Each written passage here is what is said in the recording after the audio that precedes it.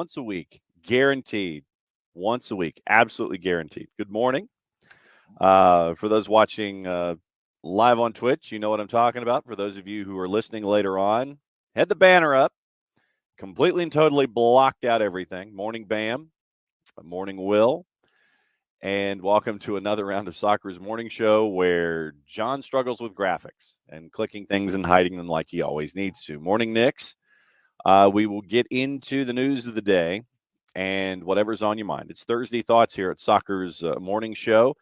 Had a USMNT match last night against Serbia.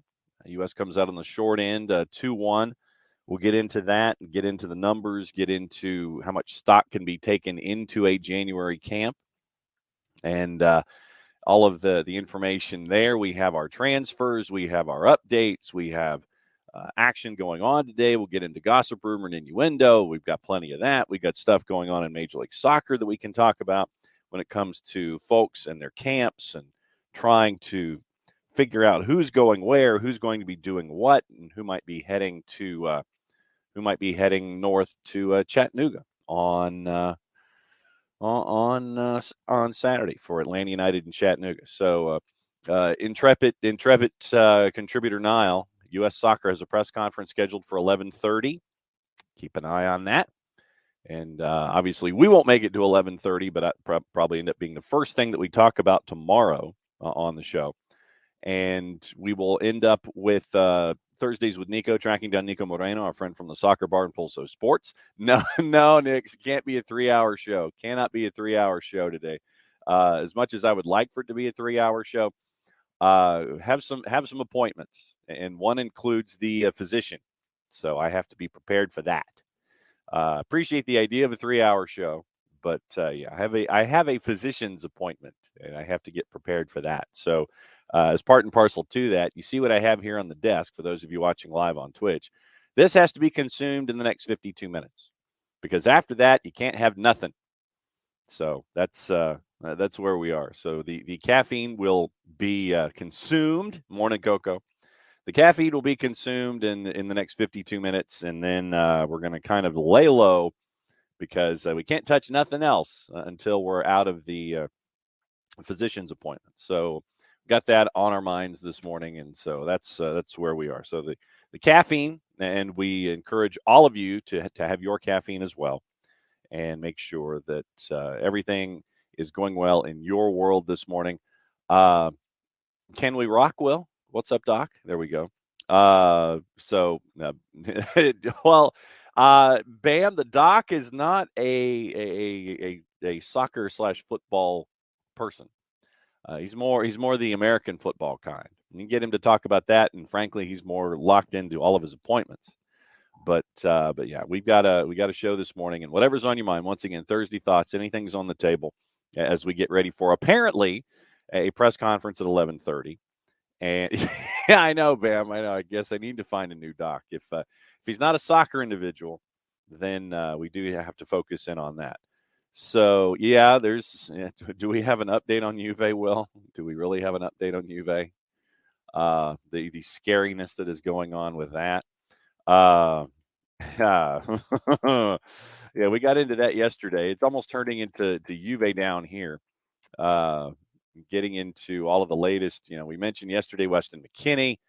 Juve's wanting $35 million. Opening bid from Leeds was $28 million. McKinney's already agreed to personal terms, so there's a 7 million euro gap that we're staring at there. When it comes to turning Leeds into adding another American talent. So that's we've got that as well this morning. So it's once again a lot of stuff on the table, and there are transactions to talk about, and anything and everything is on the table. Whatever you guys want to talk about, we've got highlights of the last Villarreal game, and then we've got last 30 minutes. Morning, Tom. Big dunk. Tom, since you're here, at 11. You're really pushing it there, Niall. Yeah, once again, we got to get to the doc. So we'll see. So press conference at 11. You're not. Yeah, exactly. Yes, the exploding heads last night. We'll get into the numbers in a 2-1 loss to Serbia. And the one for the United States was a former connection, former ties to Atlanta United, Julian Gressel, Brandon Vasquez. Yeah, and I mean, Coco right now, to answer your question, yeah, I mean, he really is, because a lot of folks are passing him. Bello's not getting regular minutes. And if you're not getting regular minutes, then, and that too, Nick, that it's not an official window, but if you're not getting minutes of any kind and you're still not being tapped to come in to be a part of things, it's just been a long slog for George Bello. So no, not really off the scale, because a lot of folks have passed him by right now. He's got to find a place where he can play. He's got to play regular minutes, and he's got to get back into who we were looking at seeing who George Bello was going to be before his transfer to Germany. So Niall, obviously, Bello should come back to MLS. Well, he probably would find a place to play. So that wouldn't be, yeah. I mean, he was looking for, Niall was looking for a chance to expand his horizons and go someplace to play. So Niall says he left too early, in his opinion. And, so you keep an eye on that. But Bello has to play. He's got to be in a position to play. And let me check really quickly. I mean, it was bad early on for the club. I mean, they were fighting. They were in the relegation zone in 2 Bundesliga. I mean, it was pretty bad out of the blocks. I'm checking the standings really quickly here. And Bielefeld is in the relegation zone right now. They would be in the relegation playoff spot in 2 Bundesliga. Yes, they've won their last 2 to improve to 17 points.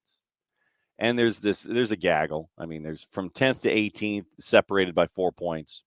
But right now, even having won 2 in a row, Arminia Bielefeld is 17 points, 16th relegation playoff spot in 2 Bundesliga. If you were to drop there, you'd go to 3 Liga, and you're playing folks like Elversberg. Well, actually, let's go out of the promotion spots. Munich 1860, Mannheim, Ingolstadt, Osnabrück, SG Dynamo Dresden, Viktoria Köln, Duisburg, Werl Essen, Oldenburg, Dortmund 2, Hollischer Zwickau, Bayreuth, and Meppen. That's what you're facing if you get relegated again. Coco. If you get relegated again is what I'm saying. If Bielefeld were to get relegated again, you'd be chasing after teams like Dortmund too. That's tall.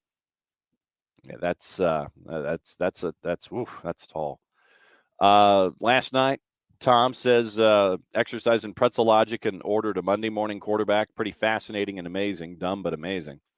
Then David, Bello went to Europe. That's the only way to. Yeah. Okay. David says it's the only way to be a national team player, going to Europe, who isn't trash. He's a national team shoe-in now. Bello would be playing Dortmund's second team. Yeah. Bundesliga 3 isn't even in FIFA 23, according to David. Yeah, and that's, once again, it's Knicks didn't watch it last night. I'm going to try and catch up on it tonight. That's the beauty of HBO Max, I guess, on demand. You can dial it back at any time. You can catch up what's going on. Let's get into the ratings from last night. Once again, taking all of this into context, that it is a January camp, and Anthony Hudson was trying to do with what he had in front of him. Young and inexperienced squad. I think it was what were the numbers last night? It was the most first-time starters. Let me see if I can find the number. And 7, I want to say it was 7 debutants got the start last night. Oh, 8. Okay, so it was 8. 8 debutants. And no, that was not the article that I pushed. And so, you're like, okay. So 8 debutants had a lead, let it slip at the new BMO Stadium in Los Angeles. Vasquez, Zendejas got the start. 7 as starters. 8 played their debuts. Gaga Slanina got to get some mention, obviously. And Anthony Hudson, I have to say, overall, was really pleased with the performance. Love the fact the players were really driving to get forward, run behind the line, and attack the back line. So I'm disappointed, obviously, with the result, but the way they went about the game is pleasing to me, end quote.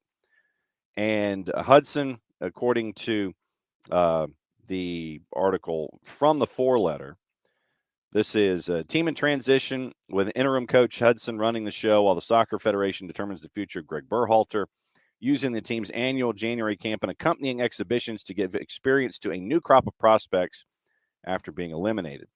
U.S. uses youngsters and MLS players in their winter camp, which falls outside of FIFA international window. 11 players getting their first call-up, 5 members of the World Cup roster. So Walker Zimmerman before the game, I told the guys before the game in the huddle, anytime you put on this jersey, whether it's in January or a World Cup game, you have to have pride. You never want to lose the game, but sometimes it's good to get experience for guys, welcome them into this brotherhood. That's what we feel great about. Next for them is a friendly against Colombia on January 28th. So getting into the numbers of and this is once again from our friend Mike Woitala. And yeah, the crowd itself, by all indications, was about half full, half empty, depending on your perspective. Yes, and so yes, Ricky, U.S. Soccer press conference at 11. So we'll see what the main gist of it is, if any information leaks ahead of time. Speaking of, Nix was looking for John Brooks to get the call up. Brooks signs with Hoffenheim, so he heads back to the Bundesliga. He signed with Hoffenheim, and we know that he signed because the John Brooks. You have the jersey, and you have the picture of everybody going cheese. So Brooks back to Hoffenheim. Coco Vasquez not taken to Qatar. I mean, if you talk to Jarrett, and Jarrett has made this point before, excuse me, that if you take Brandon Vasquez to Qatar, it's basically doing it off of his MLS output. I mean, and literally it is because of that. There really hasn't been obviously with Brandon Vasquez getting the start last night, he would not have had any starts in national team play leading into the World Championship overseas this past Thanksgiving and Christmas. And so it's taking that idea of, okay, here's a guy who's on a bit of a hot streak right now and having him be a part of your roster. So, you're taking someone who was only, you had the numbers in Cincinnati. That's it. There wasn't any kind of national team dossier for Brandon Vasquez leading in. And basically you would be taking him in a position of faith that he might be able to give you something over in overseas at the World Championships. I mean, there wasn't a whole lot of information short of what you were seeing in Major League Soccer, and it was just that season. And so he got hot. He was in a place where he could do well in a system. How he would integrate into what Greg Berhalter was looking for, we don't know. But Jarrett has posited that you could have taken him and put him on the roster and had him in, prove himself in camp, have him come on late in games, cause some havoc, that kind of stuff. Just that the history wasn't there, and you have a guy who was in Cincinnati who was on a bit of a hot streak. And I know that a lot of folks are looking at that and sitting there saying, okay, he should have been given a chance, but he didn't have any other kind of integration with the national team. So that's what folks are staring at with the Brandon Vasquez situation. And Niall, you mentioned Julian Gressel. He did have the cross to Vasquez on the goal, but you could tell that Serbia noticed something, and they were chasing after that side of the pitch with Julian the entire night. Let's get into the numbers from last night. Once again, this is from Mike Woitala. Brandon Vasquez got the goal in the 29th minute. 2 other goals by Serbia, 43rd and 46 by Ilic and Simic, in front of an announced crowd of 11,475. So that's your numbers. Gaga Slonina got a 6. Jalen Neal, central defender, blocked the Bishop's early shot in the 4th minute. Serbia's winning goal after Aiden Morris misplayed. Jalen Neal hesitated, tapped the ball to Simic. Jonathan Gomez waited too long. Once again, this is Woitala's analysis. During the counterattack that gave Serbia their 31st minute chance, Walker Zimmerman missed times a tackle on Jovalic at the halfway line. Gressel was in the Serbian half. Petrovic had gone long past him. Neal fails to close. Gomez loses Simic, and Slonina made the save. Zimmerman, team most experienced player, subbed on at half, jumped clear of Ilic's free kick, flew into the side of the goal the wall was meant to protect. So the numbers, Julian Gressel gets a 6, probably because of the assist. Zimmerman got a 3, Jalen Neal got a 4, Jonathan Gomez got a 5. Midfield, all got 4s. Senora, Morris, Pomacall, they each got 4s. Brandon Vasquez and Cade Cowell, who was the other individual that folks were looking at having a good night. Brandon Vasquez, Cade Cowell got 7s. Alejandro Zendejas got a 6. Zendejas was the only player that Anthony Hudson kept on for the full 90 minutes, 5 shots. And substitutes, Aaron Long got a 3. Eric Williamson a 4. DeJuan Jones a 5. Kellen Acosta a 4. Matthew Hoppe a 3. Paul Arriola a 4. Gaga Slonina, youngest goalkeeper to make an appearance for the United States, besting Tony Meola's mark since he was 19, June 7, 1988, in Albuquerque, New Mexico, in a 1-0 loss to Ecuador. And so 7 uncapped players. Serbia started 8 newcomers. Starting lineup had a total of 40 pregame caps for the U.S., 37 belonging to Walker Zimmerman. Serbia's added up to 4. So that's your numbers from Mike Woitala last night after a late night for the United States. Yeah, it was not a great crowd by all indications. Like I said, announced crowd of 11,475. That's about half or just a little under. Let's see what the actual capacity is listed in for the new BMO Stadium, no longer the Bank or Bank of California. So, we might still have to go with Bank of California Stadium to get a true capacity here. And so you look at the Bank, and okay, so it did change. In the bastion of journalistic integrity, Wikipedia, it is now officially changed. Capacity 22,000, so it was about half full. So 11,475 was the announced, allegedly half full with a capacity of 22. So that's what you're staring at. Yeah, I mean, Michael, that would make a lot of sense. This would make a lot of sense. And I love this idea.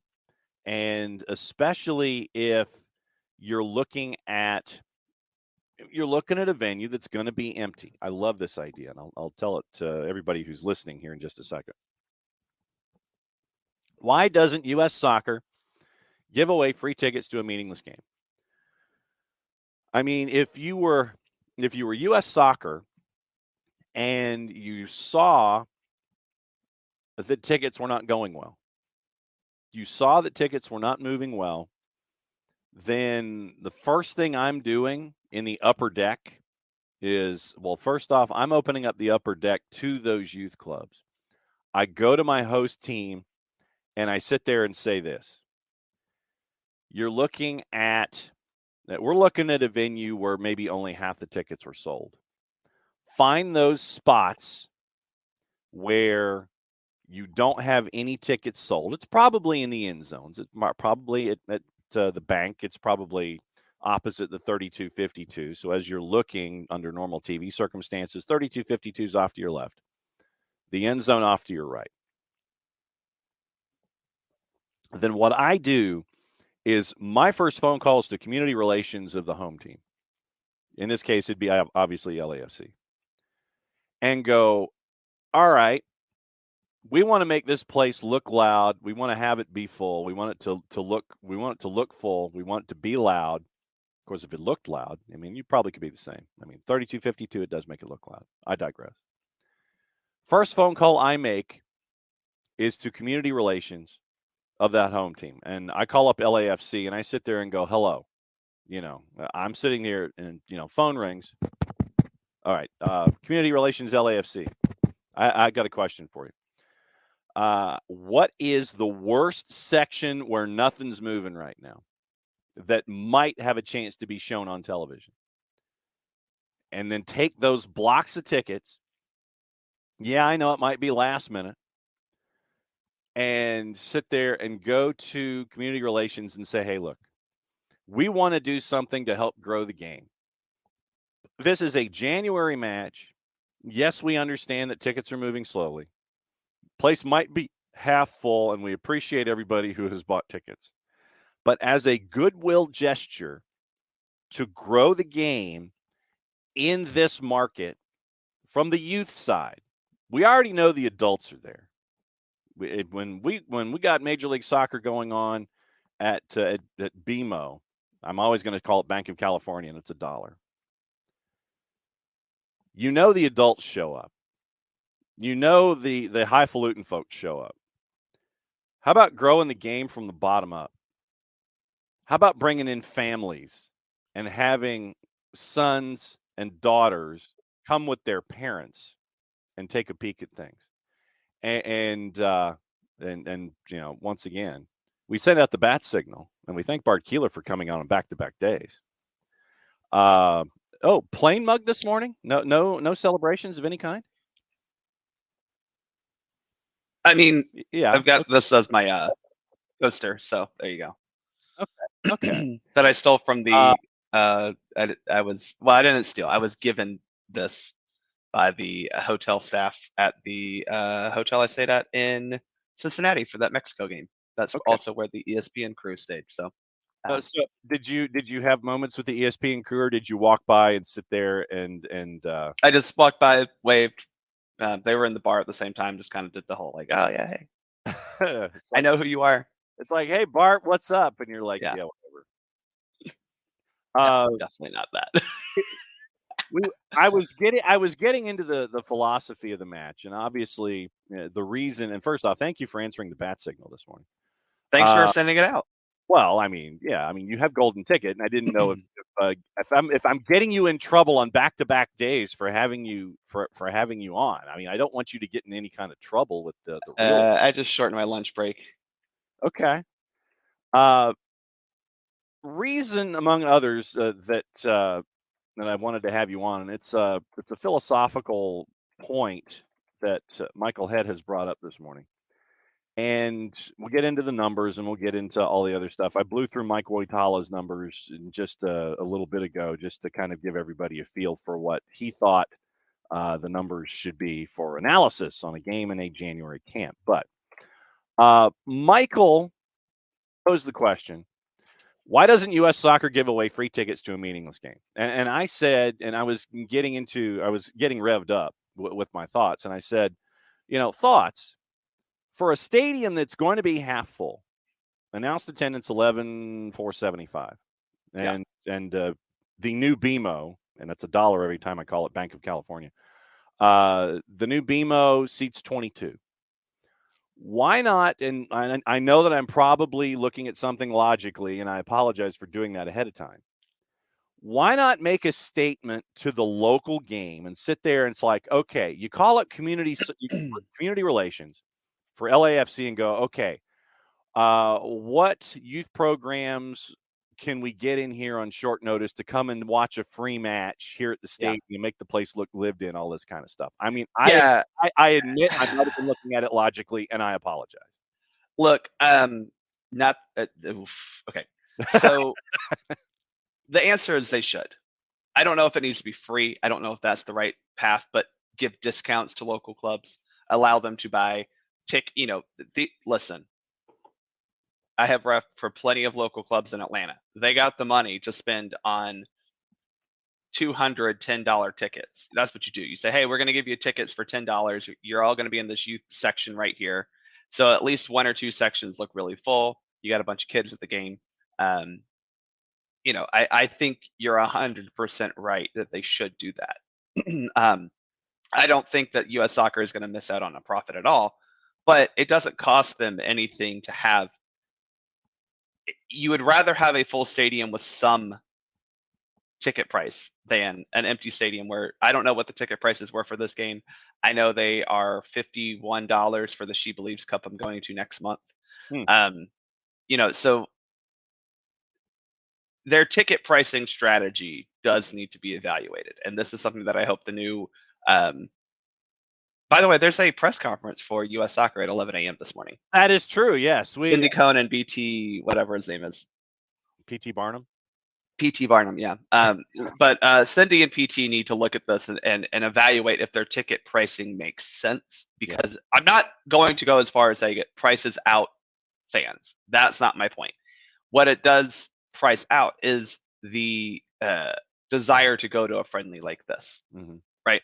I don't think a $50 ticket to She Believes Cup is necessarily pricing out fans. Now we'll see when I go on February 19th up in Nashville. But I do think that it's not pricing them out in terms of, oh, I can't afford that. It's do I want to pay that? Right. Does that make sense? Yeah. No, absolutely. It's about price point, and right. The supply, demand, and price point. All of those things that we sit there and we wonder about. Yeah. Another thing that I saw, John, was, and granted, the West Coast people complain all the time about getting these crap games, but whatever, is play these in smaller markets. Yeah. You could have played this in Phoenix at that stadium, the 9,000 seater, whatever, the Gila Monster Sports Complex and Casino. Yeah, and yeah. So where Phoenix Rising play, where Phoenix Rising plays, you could have, maybe this is obviously way down the line, but work with Las Vegas, depending on if they get an MLS team or not, but work with the Lights to fix up the Cashman Field facilities so that they're a little bit more tenable. I don't know, but maybe this is a game you go to Sacramento for. There are ways to grow the game, because I remember distinctly going to a USA Jamaica game in 2000. When was that? 15 or 16, when they played up in Chattanooga. Yeah. And the goalkeeper is wearing the same color uniform as the Jamaican players. I don't know how that got passed by FIFA, but whatever. But there are opportunities to go to slightly smaller markets with these games. For those of you who listened to the podcast yesterday and then followed up with the tweet that I put out, there are plenty of states that have not hosted, period, a men's match. Half of them haven't, and a good many of the ones who even haven't hosted a match since what I consider the postmodern era, which for me is 2002 on. Right. Could you have played? I don't want to play at a baseball stadium, so you can't play in Albuquerque.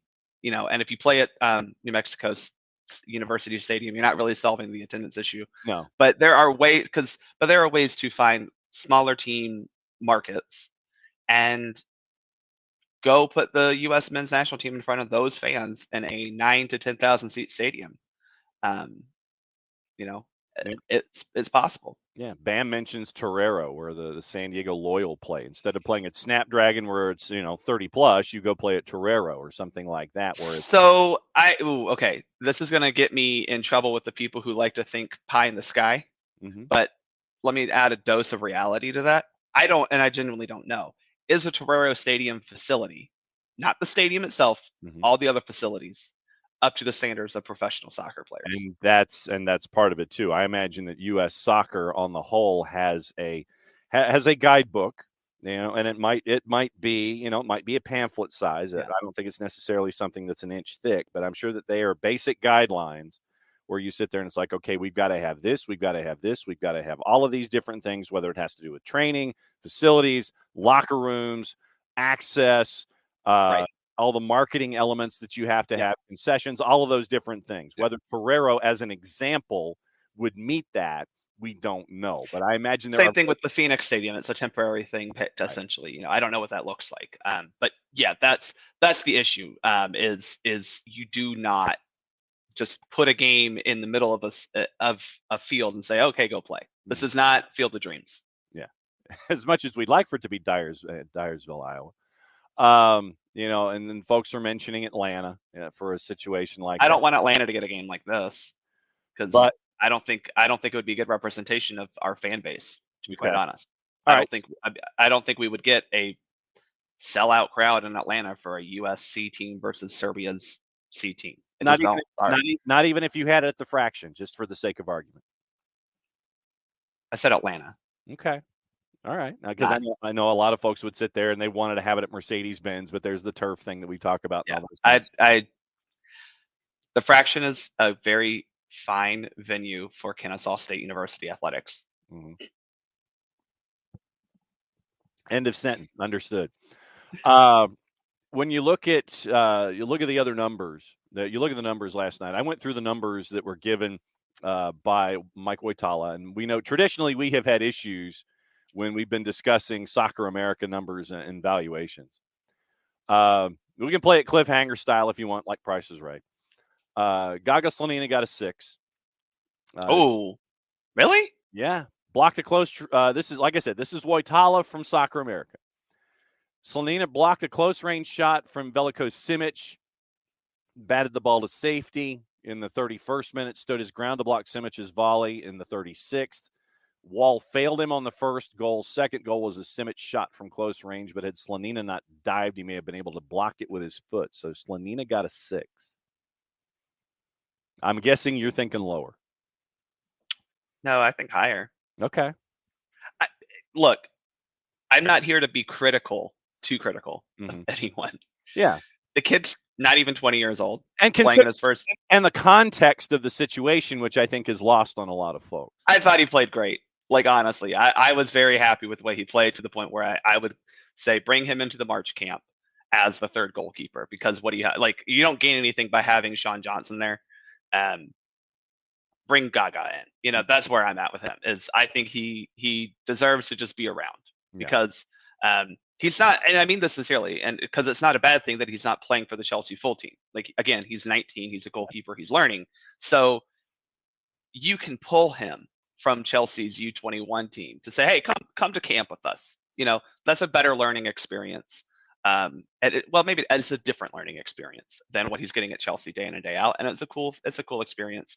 Let him fly to Grenada and enjoy some time on the beach, and then go up to Orlando apparently, and then go back to London. Get him out of London for a week. Yeah, the poor kid. Let him see sunshine for once this year, and then send him back. All right. He'll go back with a tan. He'll think he's from frickin', I don't know, like Morocco. Yes. Defenders. Gressel gets a 6. Walker Zimmerman a 3. Jalen Neal got a 4. Jonathan Gomez got a 5.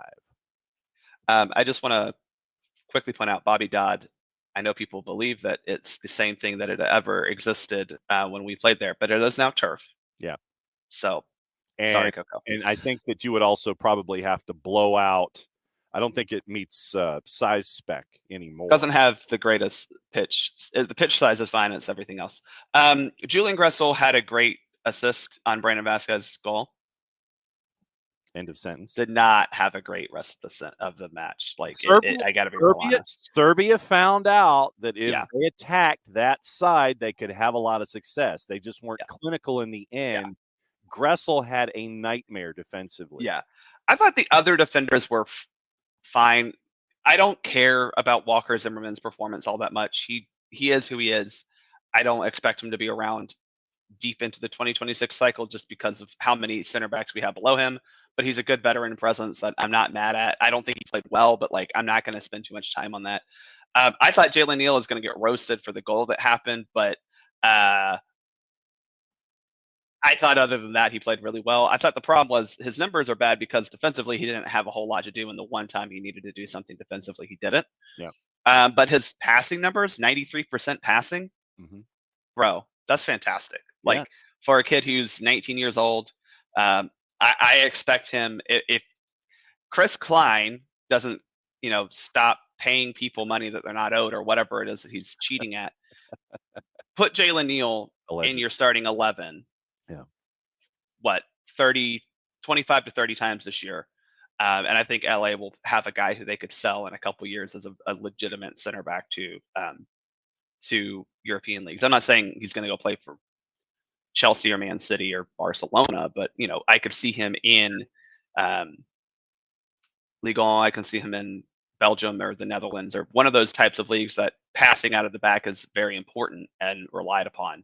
So I thought he was very good. Jogo is who he is. Same with Jalen Neal. A lot of good, some bad. It's fine. There you go.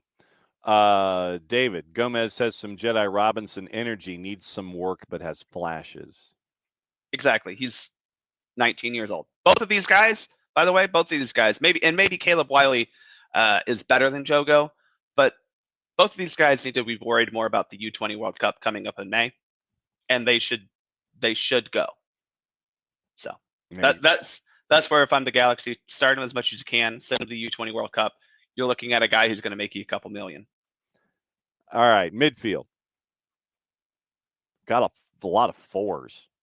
Senora, Aiden Morris, Paxton Pomacall all got fours. Senora in his first cap, Aiden Morris in his first, Paxton Pomacall in his second. Yeah. They all got fours. Okay, I'm going to try to be somewhat nice and not overreactionary over a January friendly. Okay. I am willing to see more of Morris because I'm willing to accept that he was not great in his first cap, but I've seen him play decently well in MLS. He's also quite young. He's 21 years old and still has a lot of growing at that position to do. I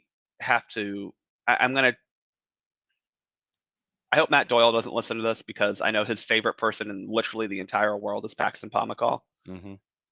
I don't need to see Paxton Pomacall anymore for the USMNT national team. I don't think he's impressed in either really time that he's been out there.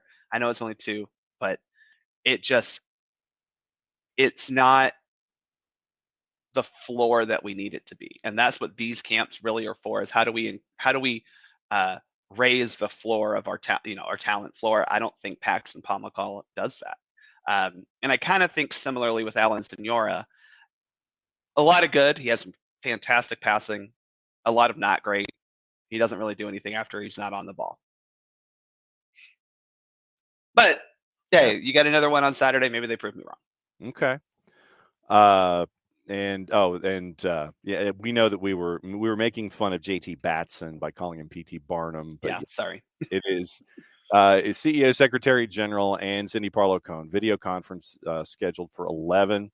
So we'll hear we'll hear/see what's going on with that as we continue to work forward this morning. See if any leaks of information about teases work our way through. Forwards. This kind of dropped on people. I saw the media people who were tweeting about it felt like it was just okay. So it could be just an update. But we've already seen one thing happen supposedly in relation to the investigation. I do genuinely hope that it is a confirmation that Greg Berhalter will not be back as head coach.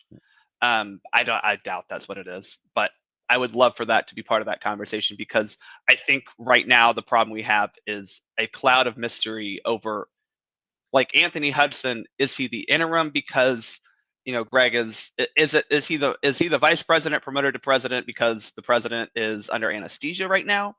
Or is Greg Berhalter actually out and Anthony Hudson is in? I think it is, if you look at it technically, since Greg Berhalter is not under contract, right? Therefore, you don't have, and this is, like I said, this is looking at the logistics of the titles and the contracts. Greg Berhalter's contract ran out 26 days ago. Yep. Therefore, on January 1st, when you're having your first cup of coffee, you're not, naming a successor. Therefore, the job for the head coach for the men's national team is vacant. Therefore, you name an interim, and that is where Anthony Hudson comes in. But that said, yes. But again, the issue is, wait, does Greg have a chance? And I'm not saying he shouldn't, but I don't think it does any good to say, oh, he's still in the mix.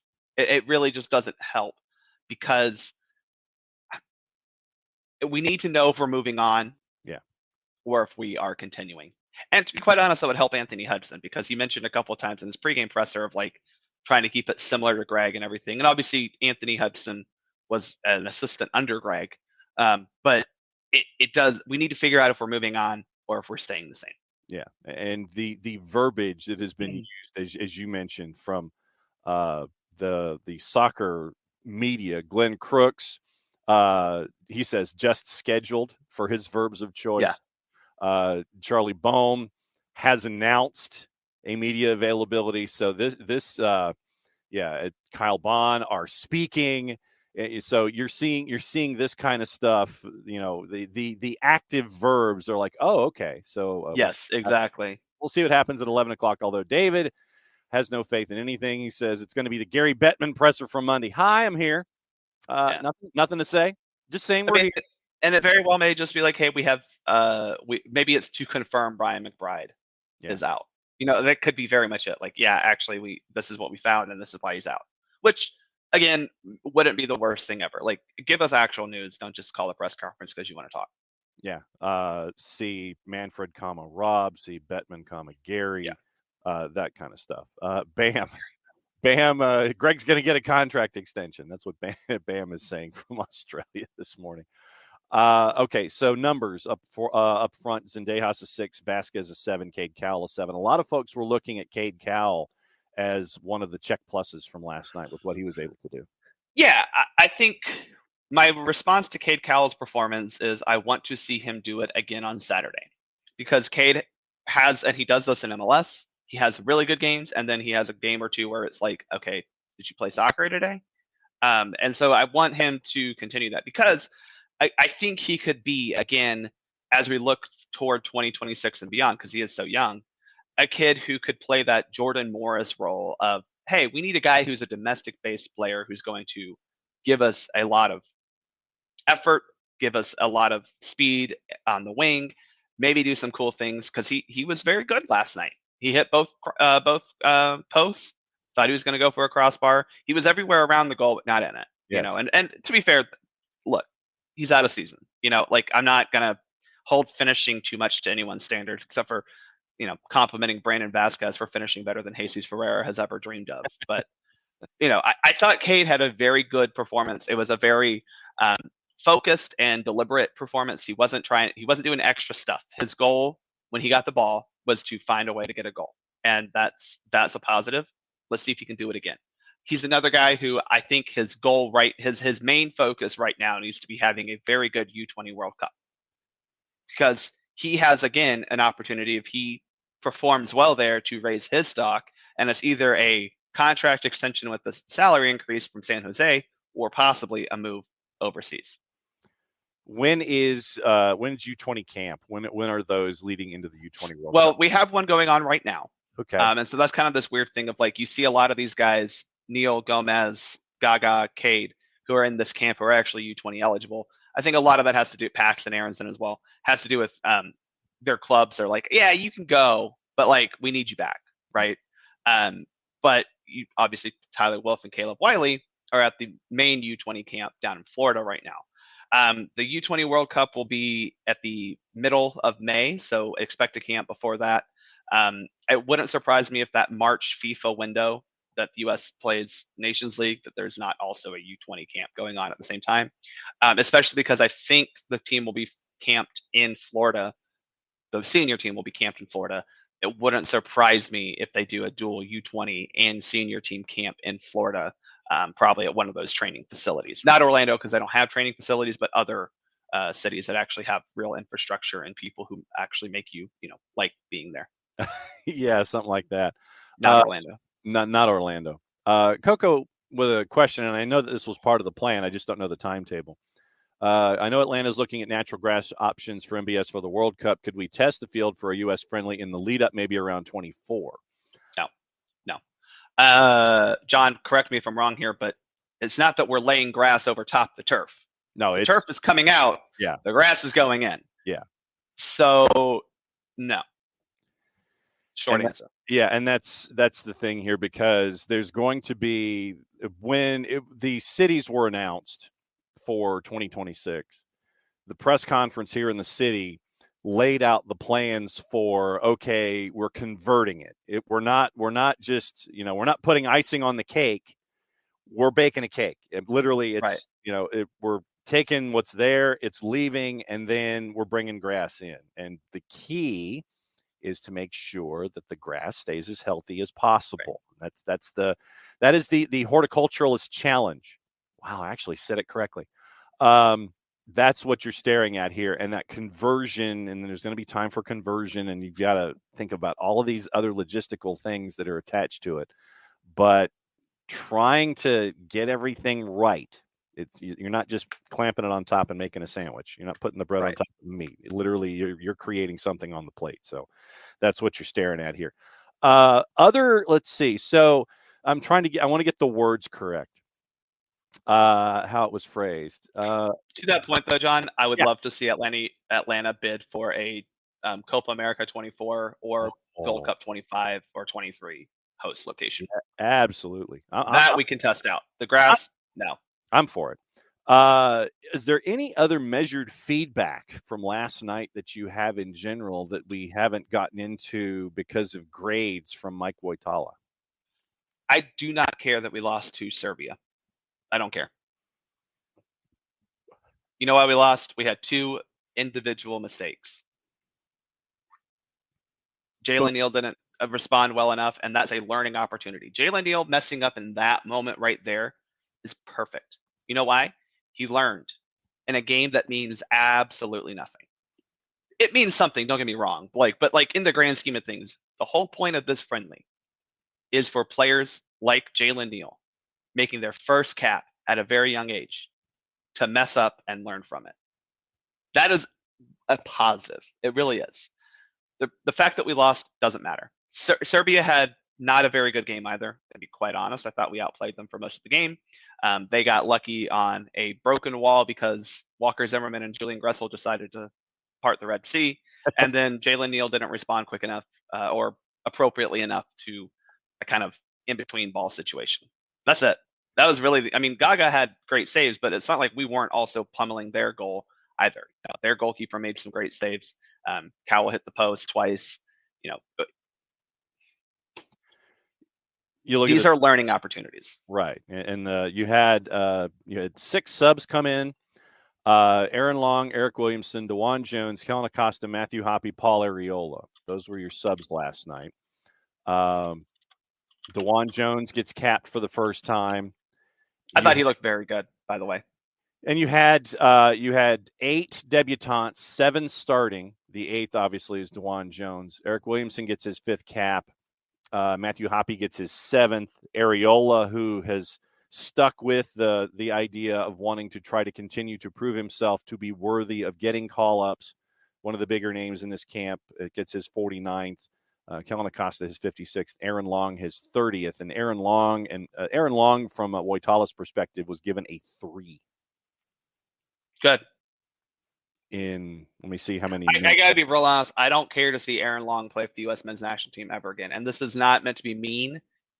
I don't know what role is he going to play for the 2026 cycle. I mean that sincerely. I feel very similarly about Paul Arriola. I'm glad they came to the camp. They got called up. Sure, that shows great character. I don't care. I don't care to see them anymore. They're not going to add anything to this team or this program going forward. Sorry. Who's on that list for you? How big a list is that for you?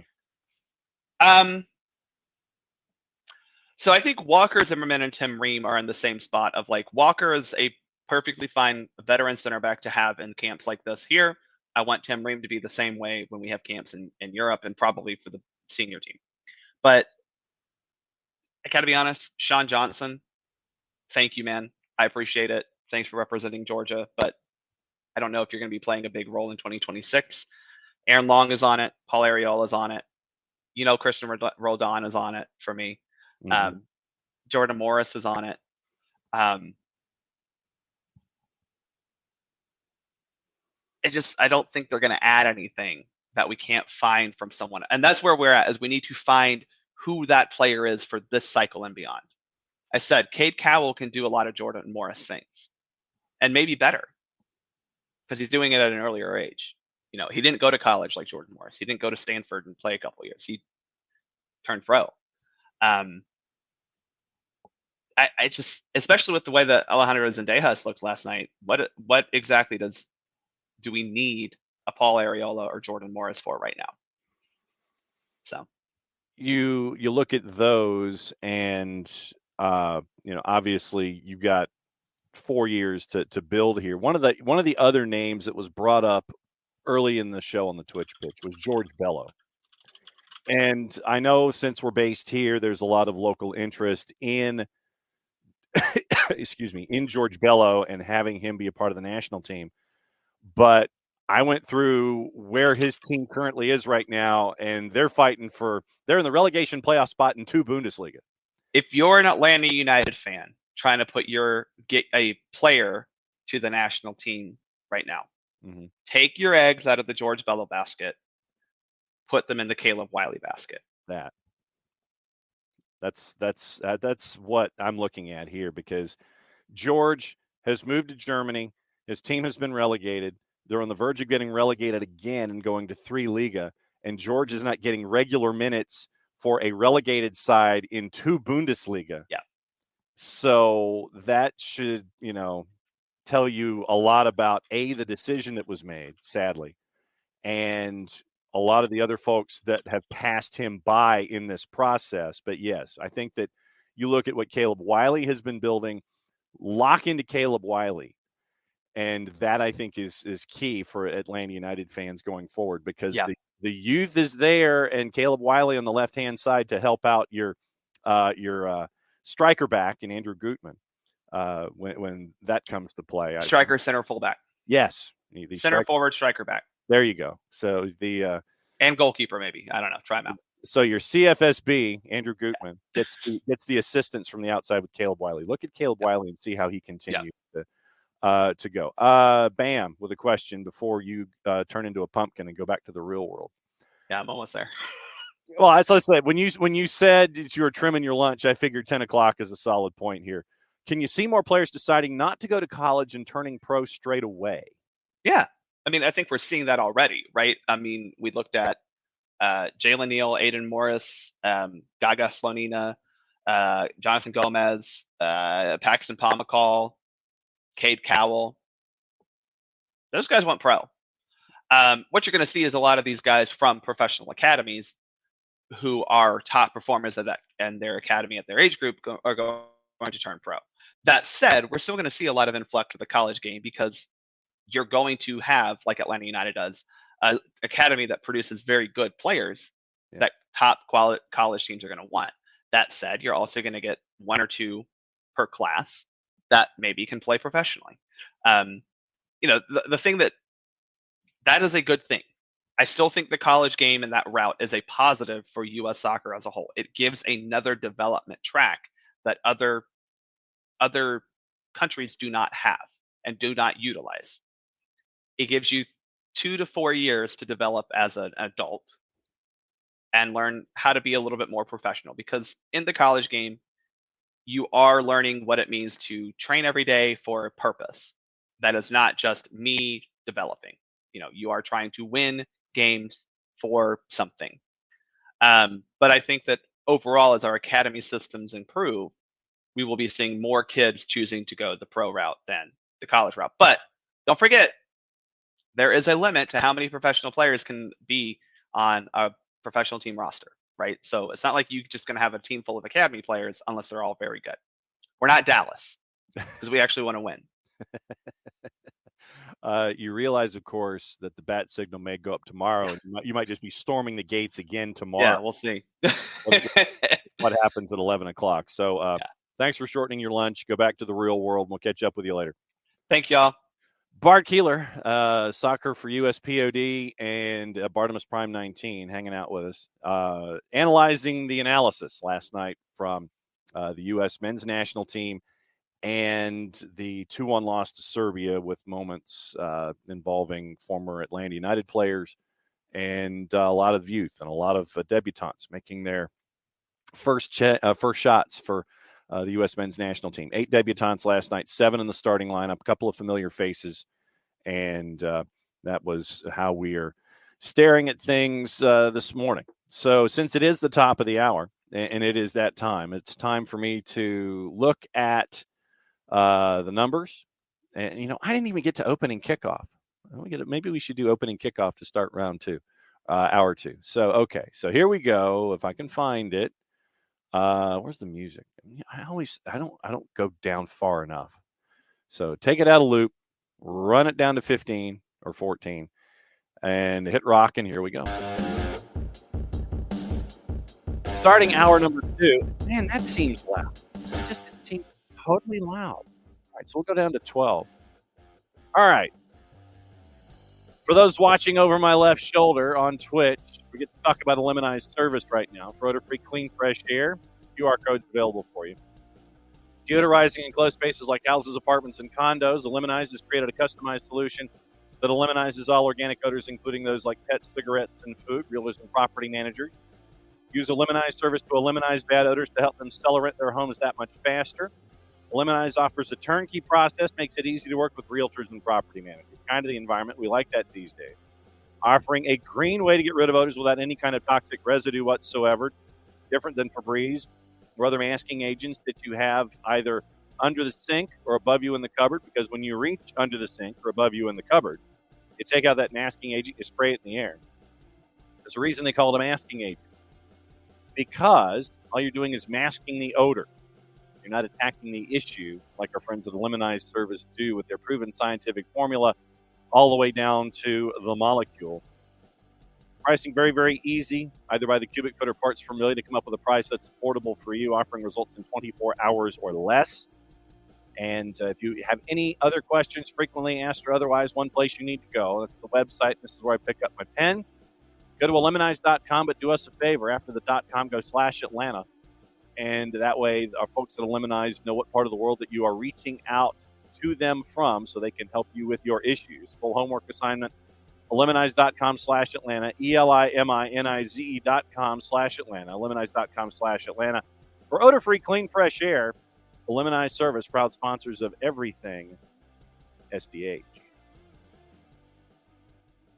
And we start hour number 2.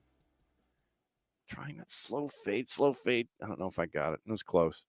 So once again, press conference at 11 o'clock with U.S. Soccer's Cindy Parlow-Cohn and CEO J.T. Batson.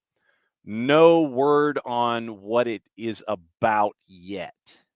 And so if anything, no topic given.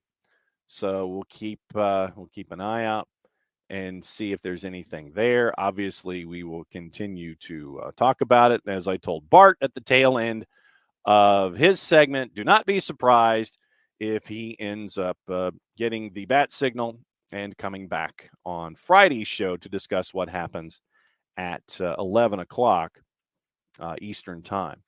News and notes coming across, and we'll get into gossip, rumor, and innuendo and everything else that is going on this morning leading up to the 11 o'clock presser. Everton down here. Everton have narrowed down their search for a manager to 2 candidates, according to the Times, Paul Joyce and Tom Roddy. They want to announce their appointment this weekend, according to those 2 individuals. Bielsa, Sean Dyche. So I'm guessing it's going to be Sean Dyche, eh? Because Marcelo Bielsa, it's like, are you going to give me the players that I need because your guys are too slow? And you got a week to fix it. I don't know if Farhad Moshiri, who has put the team up for sale, is going to want to invest to the level of what Marcelo Bielsa would want. But the one thing that you are benefiting from, if you are a fan of Everton or the Everton front office, is that Marcelo Bielsa is going to come in there and he is going to be absolutely prepared to the nines. He's going to tell you what's wrong. He's going to tell you what he thinks needs to happen to fix it. And I don't know if Everton is going to be in a place where they can invest in a week to bring in the players that Marcelo Bielsa is going to want to turn things around at Everton. So it is looking, just by process of elimination, that Sean Dyche might end up being the new manager at Everton, trying to keep them from being relegated. So we will see. We'll get into other stuff going on overseas coming up in just a bit. Some news in Major League Soccer, transfers and such. Ramiro Enrique from Tommy Scoops, Tom Bogert. Ramiro Enrique to Orlando City is officially official. Remember, this is stuff that was like 3 weeks ago.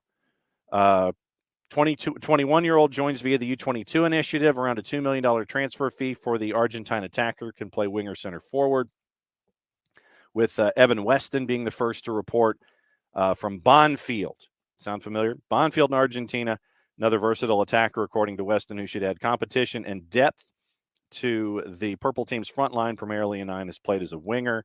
Father Hector, part of the 86 Argentina side. Uncle Carlos won Copa America in 1991. Enrique provides Oscar Pareja the ability to rotate Ersan Kara with another strong center forward. Once again, this is according to Weston. Enrique can also fill out wide in case of fatigue or injury. Quoting Weston, his last sentence on the Bird app, Orlando City's attacking refresh is complete. And once again, talking about Everton really quickly from Tom. Dyche would be up for the fight. Bielsa would probably take us down, but bring us back up stronger. Problem is we may not come back right away. We've seen to that point, Tom. And we've seen when it comes to those clubs that have gone down to the championship, a lot of them haven't come back. Just to give you an idea. Standings. See if any of these names are familiar. Burnley, Sheffield United, Watford, Blackburn, Norwich, Borough, Sunderland, West Brom, Swansea, QPR, Reading, Hull, Stoke, Birmingham, Cardiff, Huddersfield, Blackpool, Wigan. The bottom 4 teams all have recent history in the Premier League. Wigan was even down in League One. Wigan, Blackpool, Huddersfield, Cardiff. The bottom 4 in the championship currently all have histories in the Premier League. But we mentioned how many clubs outside of those chasing. Let's take the top 6 out of the discussion because they're in promotion playoff spots. Sunderland, West Brom, Swansea, QPR, Reading, Hull, Stoke, Birmingham. But it's been a while for Birmingham. 12 of the 24 teams, half outside of. 12 of the 18, if you take out the 6 that are currently in the promotion spots or the promotion playoff spots, 12 of the 18 have histories in the Premier League and have not been back in a while. West Brom has yo-yoed the last couple of years. Swansea's been a while. QPR's been a while. Reading's been a while. Just ask Jessica Charman. Hull's been a while because of spending. Stoke has been a while. Birmingham's really been a while. Cardiff, Huddersfield, Blackpool, and Wigan. So Huddersfield and West Brom, I think, are the most recent folks that have come down from the Prem to be back in the championship, and they have not gone back. You look at League One, I think there's a couple that have time from the Premier League, and Sheffield Wednesday is currently in League One. Derby County, Bolton. It's been a while for Bolton, though. Wickham was in the championship. Pompey before they had all of their financial problems. And I think that pretty much takes care of it. Duncan Ferguson, by the way. Dunk will not be the man in charge because he took over Forest Green Rovers. They took the picture. And so Dunk was on the turf at FGR, and he's got the jersey in front of him. So Duncan Ferguson leaves Everton to get the full-time gig for Forest Green Rovers. So keep an eye on all that. But yeah, you drop out of the Premier League, especially with the way things are today, it is a tall order to get back. So we'll keep an eye on that, obviously. Other news involving players from, El Loco for Loco, yeah. Crazy people in Mexico wouldn't want Bielsa. But Bielsa, Ricky, that Bielsa is going to come in there and he's going to say that I want things this way. This is my style. These are my guys. I don't know if that's going to, I don't know if that would fly. So, we'll see. But, and Dunk, maybe in the future, not ready right now. Bolton, Kefsi, Steliola, Giannakopoulos. I tried. But yeah, I mean, it's a good jumping off point for Duncan Ferguson to finally get some head coaching experience, not in an interim situation where he's trying to be there as a caretaker and a caretaker manager. But yeah, he needs the reps. If he wants to go back someday, then this is obviously a good place to start. other news and notes involving Major League Soccer before we go overseas. And once again, kind of lying in wait for any kind of notification about what this meeting is all about, this press conference in an hour with Cindy Cohn and JT Batson. So we'll keep an eye on any kind of news that may trickle out one way or the other when it comes to this 11 o'clock conference call, and we will all let you drift off and we will watch it together. We will learn together. So we'll all find out about that. MLS news, Philadelphia Union finally do acquire Joaquin Torres from CF Montreal. Another solid acquisition for them. And we know what Joaquin Torres did to Atlanta United last year. Big pickup for the Union, up to $800,000 in GAM. Both teams announced it on Thursday. Breakdown is $250,000 in 23 GAM, $250,000 24 GAM, and up to $300,000 in conditional GAM based on performance metrics. So it's really $500,000 plus possibly a number 3. So it's up to $800,000 in GAM for Joaquin Torres. Originally signed on loan from Newell's in 2021, 7 goals, 12 assists, 55 regular season games for CF Montreal, who exercised his transfer option following the 21 campaign. Ernst Tanner had a sentence, and he was very positive. Playmaking number 10, who can operate as a second forward, utility attacker for the Union. You now have Carranza, Ua, Gazdag, Joaquin Torres. But you lose Corey Burke to Red Bulls. And so now you've got that figured out. And analysis, you're looking at Quinn Sullivan probably getting Rich Ransom. Rich Ransom, we need some analysis, but Quinn Sullivan, you're looking at increased effort from Quinn Sullivan possibly, and Montreal once again continues I'm not going to say tear down, but the adjustments from last year. Ismail Kone to Watford, Alistair Johnston to Celtic, Georgi Mihailovic to AZ Alkmaar, Joaquin Torres to a conference rival, Wilfred Nancy to Columbus. So, and he was replaced by Hernan Losada, so we'll keep an eye on that. So you end up with a statement from Olivier Renard as well. 2 sentences. 2 sentences. And then, so March 18th, keep an eye on that one. Philadelphia and Montreal, and we'll keep an eye on that.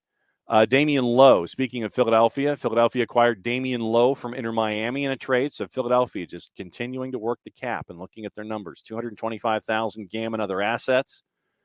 You're looking at that. The GAM goes a 2024 natural first-round pick in the MLS Super Draft and the priority homegrown rights for Inter Miami 2's forward Schneider Borgelin. Philadelphia will retain a percentage of any future transfer over Borgelin. Ernst Tanner came out with another positive paragraph. A goal and an assist in 28 games, all starts for Miami last year, returning to the playoffs. Originally selected by Seattle in the 2014 Super Draft, played extensively in USL Championship, as well as places in Norway and Egypt, 2 goals and 50 appearances for Jamaica. Chris Henderson followed suit by having 2 sentences on his own of positivity about Damian Lowe. So now Lowe gets added to the back of Elliott, Glesnes, Brandon Craig, Damian Lowe. So that's what you're staring at center back.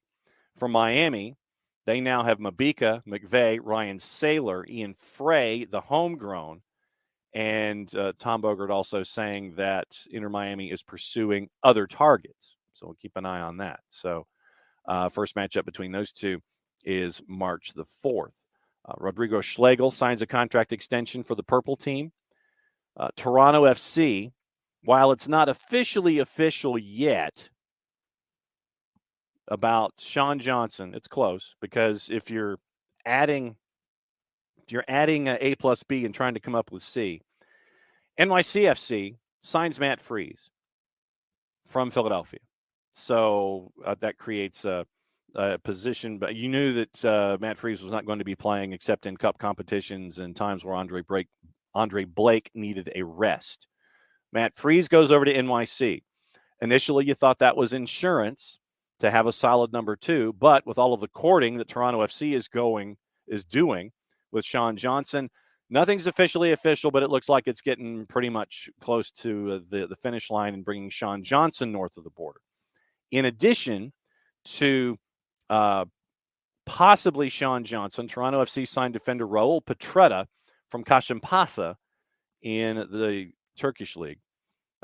Second defensive signing of the offseason, 25-year-old former Italian youth international, joins through the 25 season, option for 26. Club used TAM to acquire the player.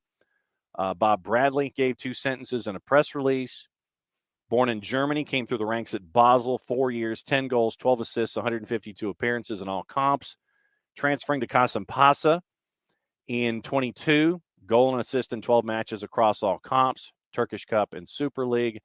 And it looks like they're bringing him in to possibly be a solution for Criscito. So we'll keep an eye on that. Luca Petrasso departed to go to Orlando in the winter. So giving up a third worst, 66 goals, missing out on the playoffs last year. Remember, they signed Matt Hedges in free agency. And now they're bringing in Petretta. But I'm trying to – there was a number that might have caused a bit of concern if you were looking at the defensive numbers for Petretta and where he stacks. Dwayne Rollins, who follows a lot of stuff north of the border at 24th minute, was doing a little bit of homework and came up with a number, and I'm trying to find it really quickly. Okay, so in the Super League, and this is data for Petretta from his time at Kashimpasa. Average rating in the Super League, 137 defenders were ranked. Petretta had a 6.74. So Petretta, at a 6.74 with his average rating in the Super League, ranked 136th out of 137 players in the Super League. Take ratings for what they are. But 22-23, average rating of all the defenders in the Super League, 136 out of 137 for Raul Petretta, the new signing for Toronto FC. Joshua Clokey, who asked, and we mentioned what's been going on with Juve, and Joshua Clokey asked Bob Bradley about the possibility after a report, and this is yesterday, after a report, Bernardeschi could be suspended 30 days as a part of Juve being deducted points in Serie A. Bob Bradley said he hasn't heard, in quotation marks, he hasn't heard anything about whether it will impact Bernardeschi in MLS. Might also impact a defender in Los Angeles. So we'll keep an eye on Chiellini. We'll keep an eye on Bernardeschi. Keep an eye on all of those folks attached to that Juve roster. But Bob Bradley said he hadn't heard anything, in quotation marks, about whether the possible Bernardeschi, a possible Bernardeschi suspension could be applied here in Major League Soccer with what happened allegedly in Serie A. So we'll keep an eye. We'll keep an eye on that. I know that you guys are looking for Giakoumakis update. We don't have anything past what we were discussing yesterday. It is in the hands of Celtic right now. Giakoumakis wants to come to MLS, wants to come be a part of Atlanta United. And right now, requested listening. If you missed it yesterday on 92.9 The Game, Gonzalo Pineda and Garth Lagerwey were both on with Dukes and Bell.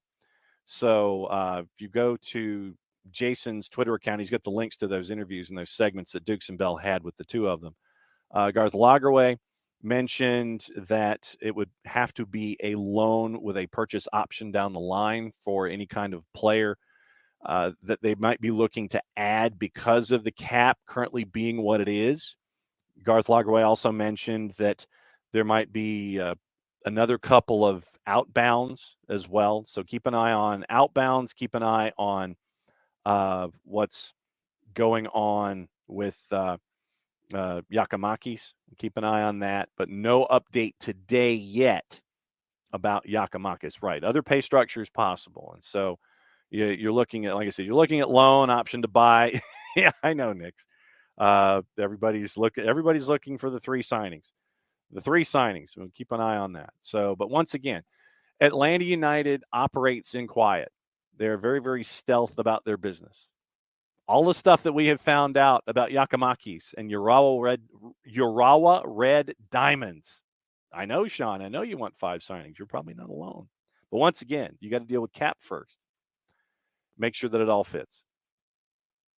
And because of the cap situation, you've got to be very, very adept at league rules, and you've got to understand them, and you've got to have everything laid out, and you've got to know where. No, you don't want. Well, I mean, you could sign the other one. LAFC and LAFC 2. And congratulations on LAFC 2 being announced, Bam, yesterday. That was, that's good stuff with LAFC 2 being announced. Yeah, I don't know. I mean, they're shiny objects, Nick's. You never know. Nick's asking, why do I feel the cap rules for Miami and LAFC are different? That is a league question, sir. Yeah, basically. Yeah, bam in defense. Nothing to see over here, sir. But you're looking at everything from Yakamakis. This is the point I was trying to make 5 seconds ago. Everything involving Georgios Yakamakis has been from outbound in, outside sourcing in. Nothing here in Atlanta United HQ outbound. Nothing from this market and looking outbound. Everything that we have gathered, every piece of information that we have come across, every analysis of Yakamakis' game and what he can bring to the table has been done from outside and brought in. Thankfully, we have an SPFL expert and a Celtic expert in Jarrett who can break things down. Yes, Parzival, I think this is the last year for Miami.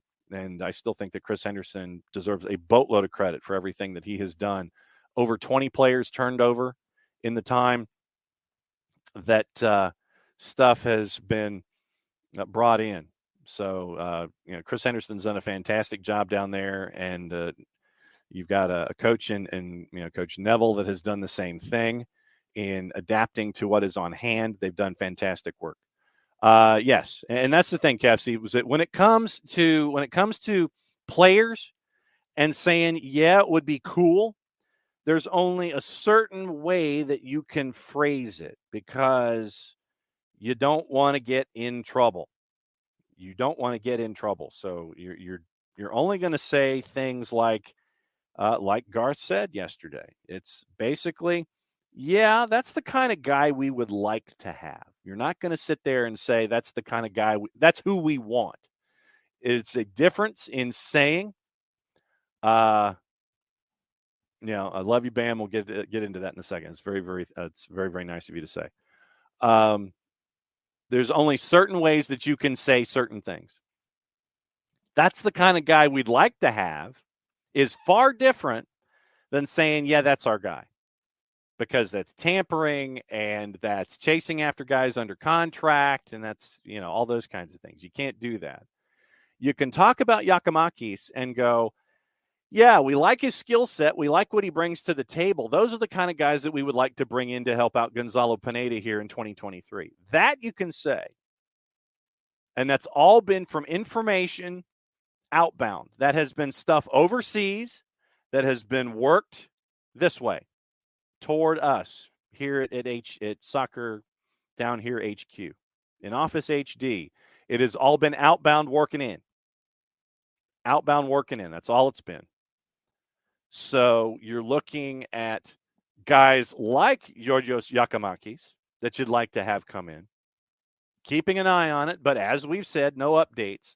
From the information that we have gleaned, that Yakamakis wants to come to Major League Soccer, that Atlanta United is interested in bringing Yakamakis to Major League Soccer. So we'll keep an eye on that.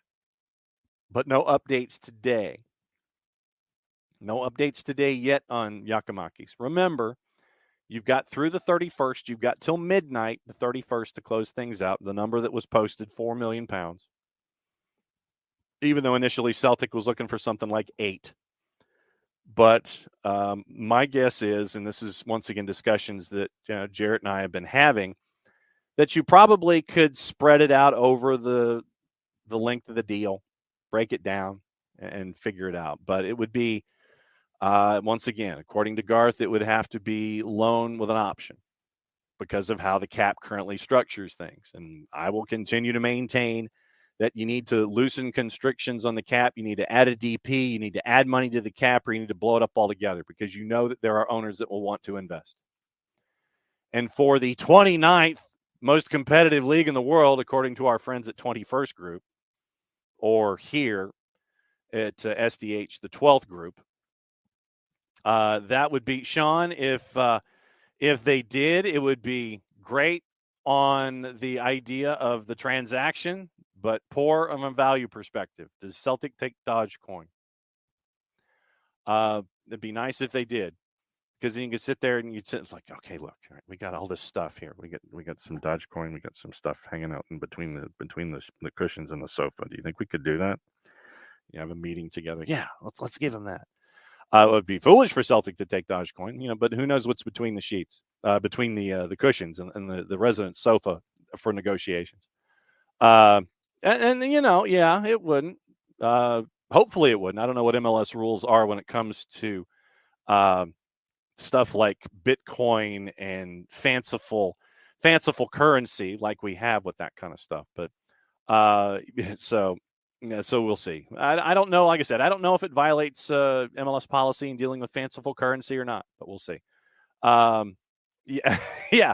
Well, Sean, Miami might just be offering Miami to Messi. I mean, he's got the $9 million condo already that's got like sunken floors and 3 levels and things like that from a couple of years ago when the pictures were taken, when pictures were allowed to be taken. That's a good question, Nix. But I'm sure that Miami is offering Miami to Messi to get that to happen. And apparently he is not going to sign, depending on your sourcing, he is not going to sign another deal. He's not going to sign the 1+1 that PSG wants him to sign. Nix, and this would be a public service question. Nix wants to know what the Dogecoin to Garber Bucks conversion rate is at the moment. That I don't know. Okay, so Sean is already putting numbers on. Sean's putting the conversion rate out. So I will trust Sean and Nix when it comes to converting Dogecoin to Garber Bucks. But apparently, Sean says 1 Doge is $5 billion. So, just grab a Dogecoin and sit there and run the table with it. But no, Bam, it's very, very flattering that you would say, announce that we're leaving Twitch and going to Apple. Very, very humbling that they would do something like that. Uncle, doesn't LAG have an MLM as their main shirt sponsor?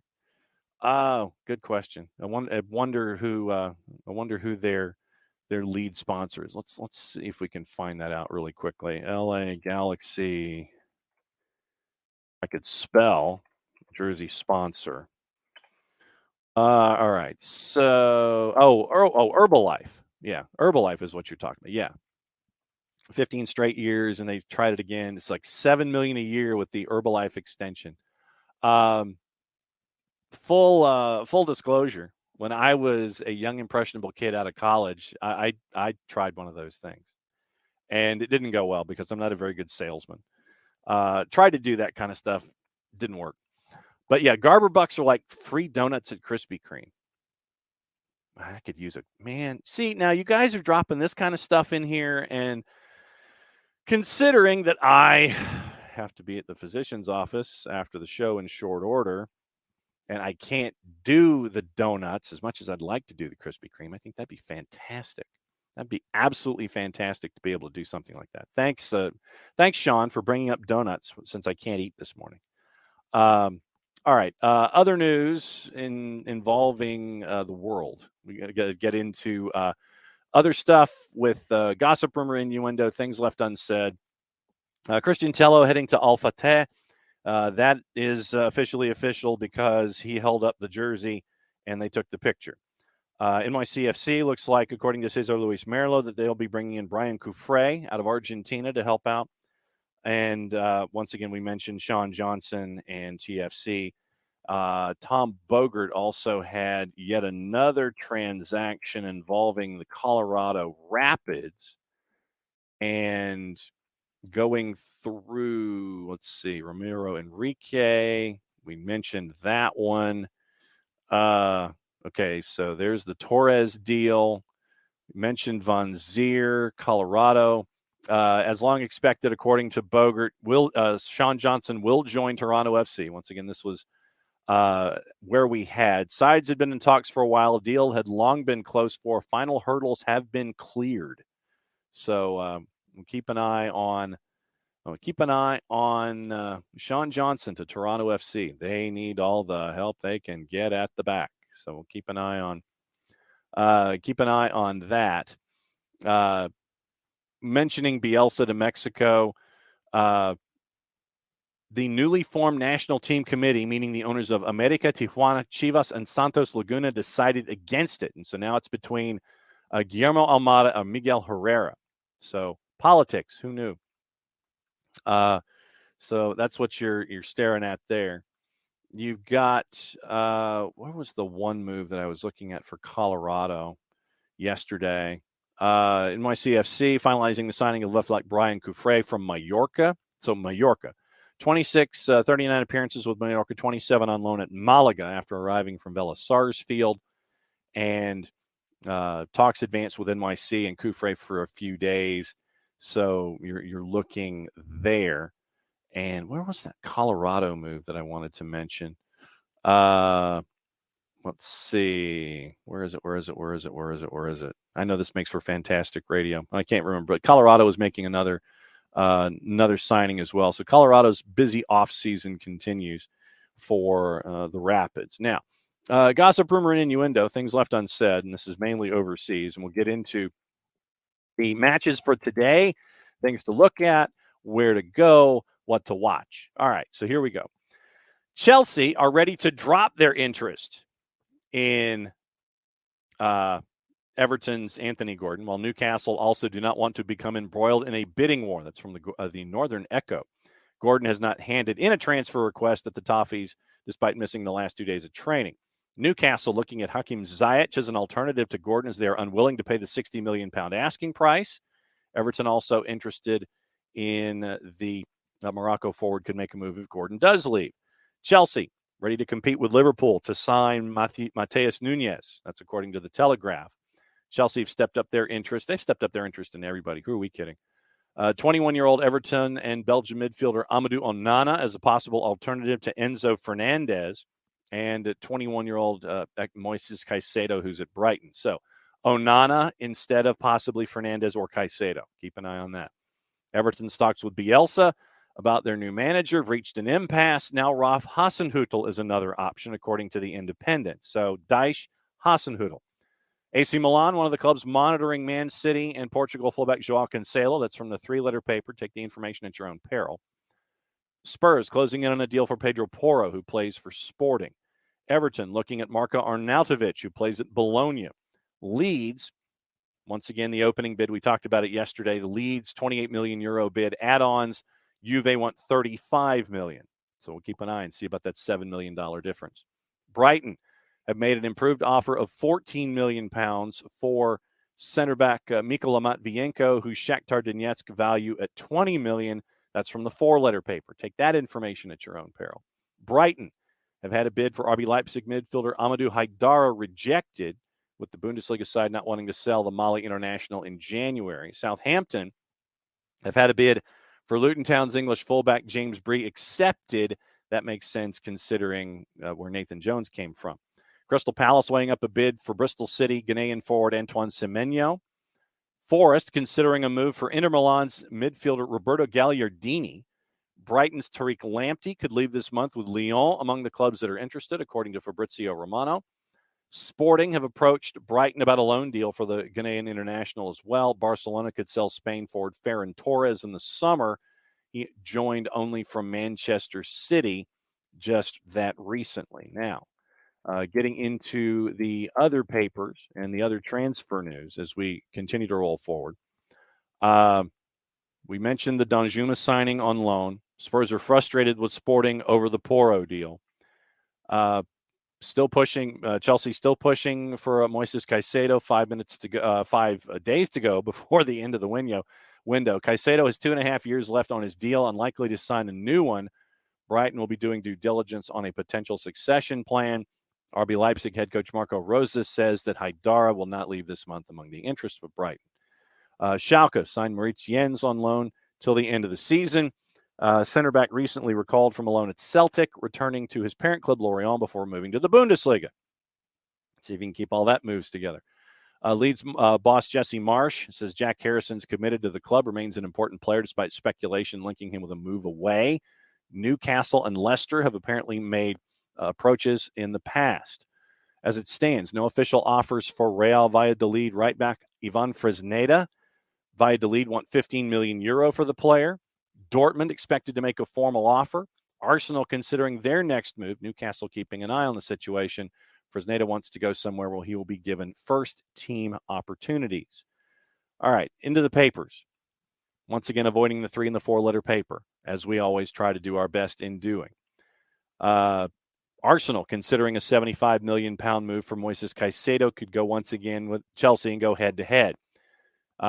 We mentioned Newcastle ending their interest in Anthony Gordon, and that's because of that $60 million asking price. That kind of keeps folks away sometimes. Everton looking at Marko Arnautovic. We talked about that. Chelsea prepared to compete with Liverpool for Mateus Nunes. Avoiding the 3-letter paper and the 4-letter paper. The Athletic, we mentioned Tariq Lamptey. We mentioned Onana. Barcelona, according to the Daily Star, of course, it slides away just the second that you're trying to read the thing. Barcelona reportedly in talks to sign Marco Asensio from Real Madrid. One bookmaker has already paid out on Arsenal to win the Premier League. One supporter took home £14,000. Good piece of business if you can do it. Juve's off-the-field problems stacking up after the 20 players, including Cristiano Ronaldo, were paid €90 million in deferred wages off book. Keep a listen for Nick. I believe Nick is trying to figure out the when and the how to do a deep dive / hot drop on Juve. So keep an eye out on that on the network as it continues to go. Newcastle reportedly launched a third bid for Flamengo's man. It's like all the news is just it's like you're trying to Mateus Franco and AC Milan preparing a loan move for Alan Saint-Maximin, according to reports. Let's see. The Times, you mentioned Steph Houghton has emerged as the leading candidate to become the first chairwoman in the PFA's 116-year history. Independent mentions Haidara. We mentioned the Daily Star. Daily Record, Rangers striker Alfredo Morelos has reportedly been offered, in quotation marks, to Inter Milan as the striker's agent Alejandro Camano looks to seal a pre-contract agreement. From the Scottish Sun, Galatasaray plotting a move for Yanis Hagi, and the president of his famous father, Georg Hagi's club in Romania, hopes they will complete a deal this month. Kevin Nisbet could beat Ryan Porteous out of the exit door at Hibs. Keep an eye out on Watford for that. So that's your trip through the papers as everything continues to roll there. News out of La Liga. Once again, stupidity down here, and we've got to get there. Atletico Madrid have condemned the repugnant behavior of those responsible for hanging an effigy of Real Madrid forward Vinicius Jr. from a bridge ahead of Thursday's Madrid derby. A banner reading "Madrid hates Real Madrid" was displayed alongside the effigy of Vinicius, who was racially abused during Real's 2-1 win at Atleti's Wanda Metropolitano back in September. Real hosts their city rivals at the Bernabeu in the Copa del Rey quarters on Thursday. Vinicius expected to be a part of the squad. Atleti released a statement urging the authorities to bring justice against those responsible for the effigy and calling for respect for their rivals. Quote, this is Atleti's statement. The rivalry between the two clubs is the greatest, but so is respect. No individual, whatever their intentions or colors, can tarnish the coexistence between different supporters, it is everyone's responsibility to avoid this. In view of the image that appeared today in various media outlets in which a message of hatred was launched, Atletico Madrid communicates that such acts are absolutely repugnant and inadmissible and shame society. Our condemnation of any act that attacks the dignity of persons or institutions is categorical and unreserved. We do not know the perpetrator or perpetrators of this despicable act, but their anonymity does not avoid their responsibility.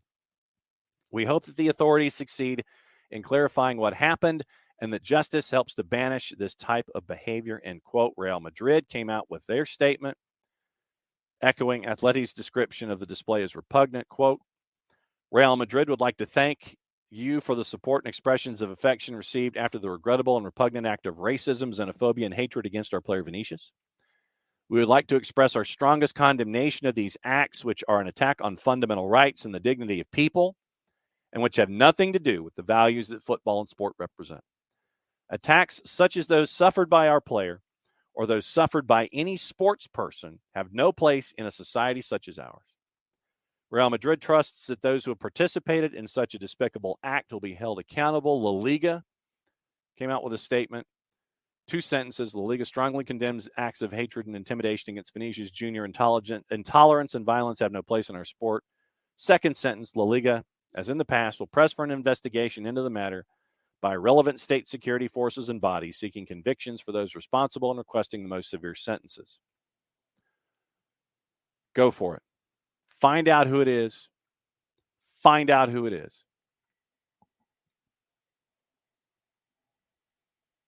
I'd love for we always sit here and talk about it on the show, that we'd love for us to have a day where we don't have stupidity down here. Unfortunately, stupidity, once again, does not discriminate, does not stare at the calendar, and does not let you sit there and determine, okay, we're going to be stupid today. Yes, exactly right, Nick. Back to 0 days without a racist incident. Put the number on the board, put the hammer, put the nail, put the nail in the billboard, and we'll do it again. You want folks to be better. There's nothing wrong with supporting your club. But don't be an idiot about it. This is idiotic. It's beyond idiotic, and I'm trying to be nice. As Bart had measured comments in hour number 1, I'm trying to have measured comments in hour number 2. You can't have this kind of stuff. And until you continue to make a statement as a governing body and as a legal entity. And what I mean by legal entity is folks that believe in law and order. If you've got people who are being stupid, the only way to get after them, to remind folks that they're being stupid, is to sit there and say, all right, you did this. We're going to come up with every possible charge known to mankind that you have violated and what rules you have broken, what charges you can have come up against you. And we're going to find the biggest book we can, and we're going to throw it at you. I keep bringing these events up, and I know that we keep resetting the board when it comes to days without a racist incident and putting that nail in the wall, to continue to remind us so we can be just as vigilant. Stupidity down here is not something that discriminates. It happens on a daily basis. It happens in a bunch of different forms. It's just that today it happened, or yesterday, if you're talking about the incident itself, today as we talk about it. Unfortunately, this stuff still happens. And until people can be made examples of, to show and expose them for their stupidity, and to remind those who might be thinking of something similar that it's stupid and you have a repercussion, then this is what happens. As I've always said, freedom of speech does not absolve you of freedom of consequence. Fine, you're a fan. You're a fan, I get it. But the notion that you want to hang a player in effigy because of a rivalry game, no, that does not happen. We're better than this. And I think that it's incumbent upon all of us to once again remind others that we are better than this. That's why there are times in the second hour when I'll bring up stories and we'll do deep dives, because it's stories that come across our bow that I think we need to know about. And we'll talk about them for 30, 45 minutes because we've got the space to do it. That we need to remind ourselves to continue to be vigilant.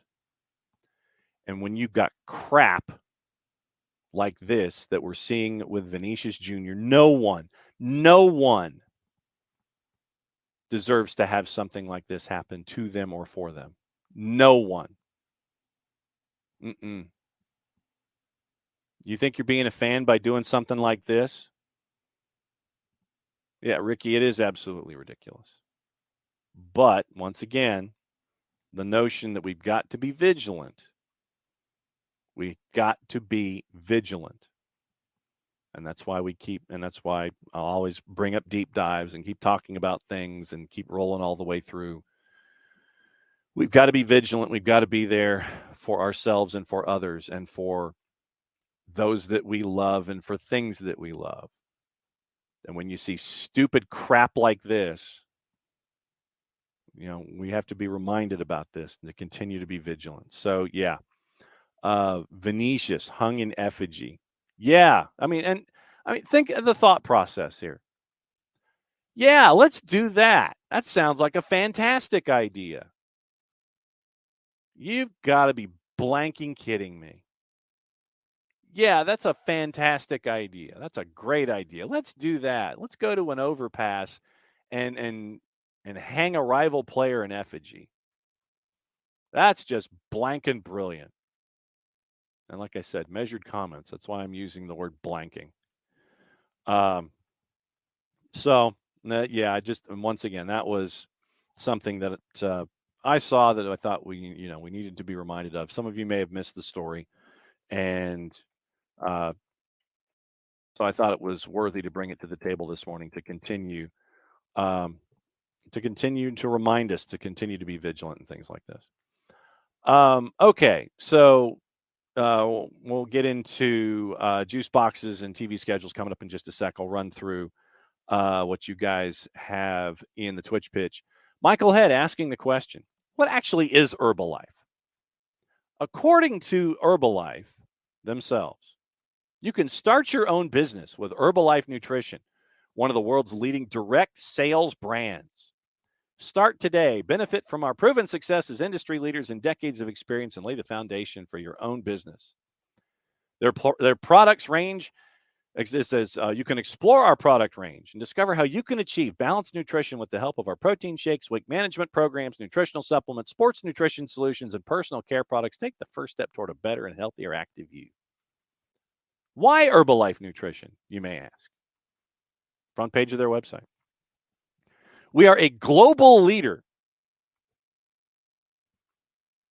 in nutrition with over 40 years of experience in developing best-in-class meal replacement shakes and dietary supplements.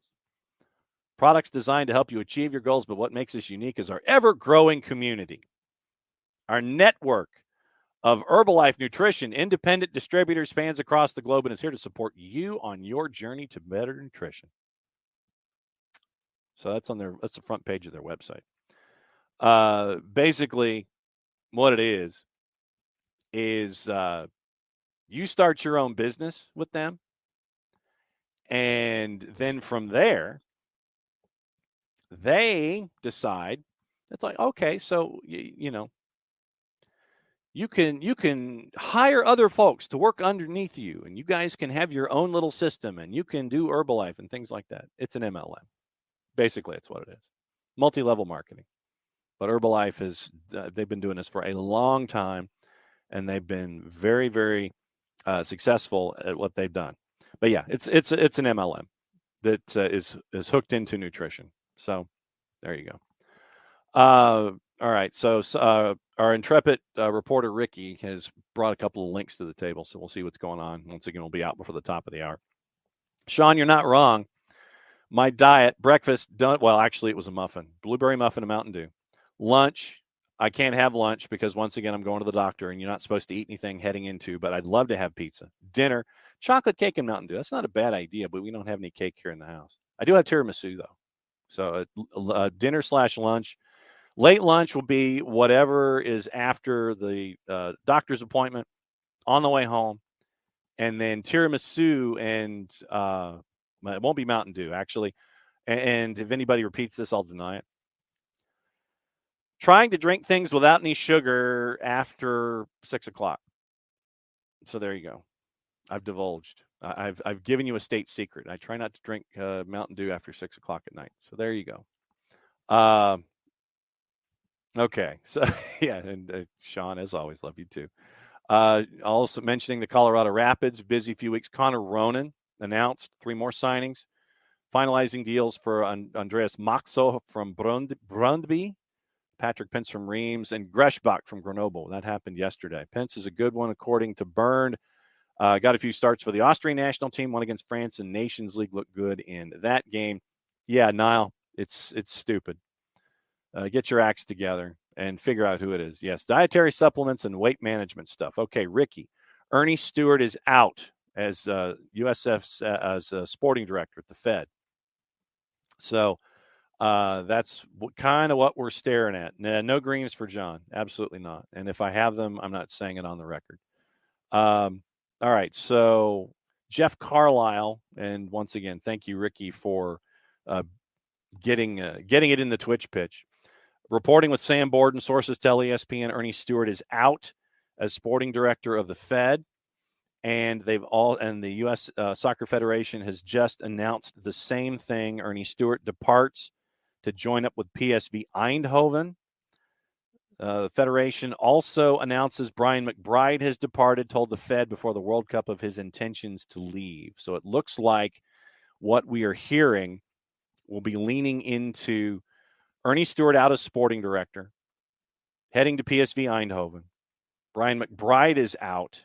He told the Soccer Federation before the World Cup of his intentions to leave. So Ernie Stewart out, confirming Brian McBride out.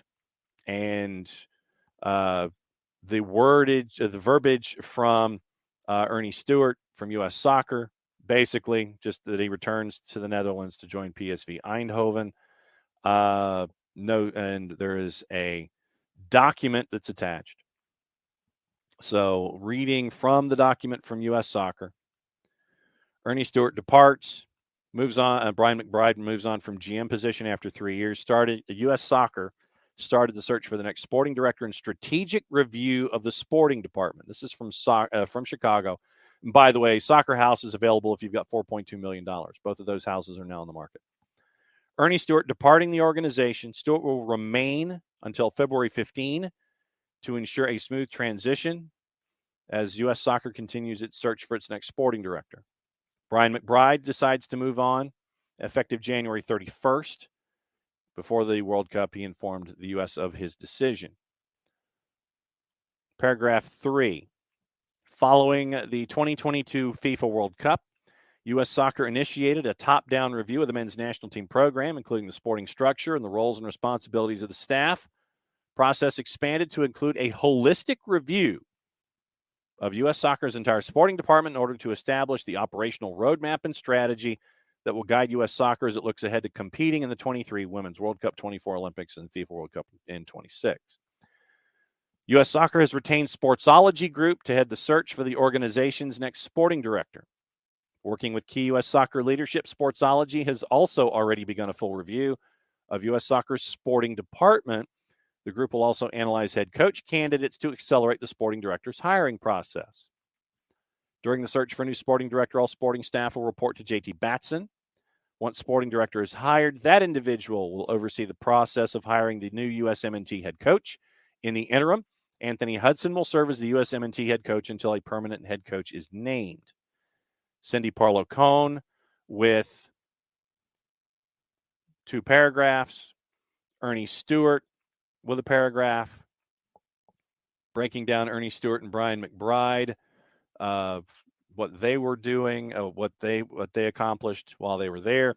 Paragraph: the decisions of Stewart and McBride were made independently of each other and were not impacted by U.S. Soccer's process for naming the next USMNT head coach or the ongoing investigation. Brian McBride, introductory paragraph. Quote from Cindy Parlow-Cohn paragraph. Brian McBride paragraph. And question and answer. Once again, who's leading the search for the new sporting director? Sportsology Group.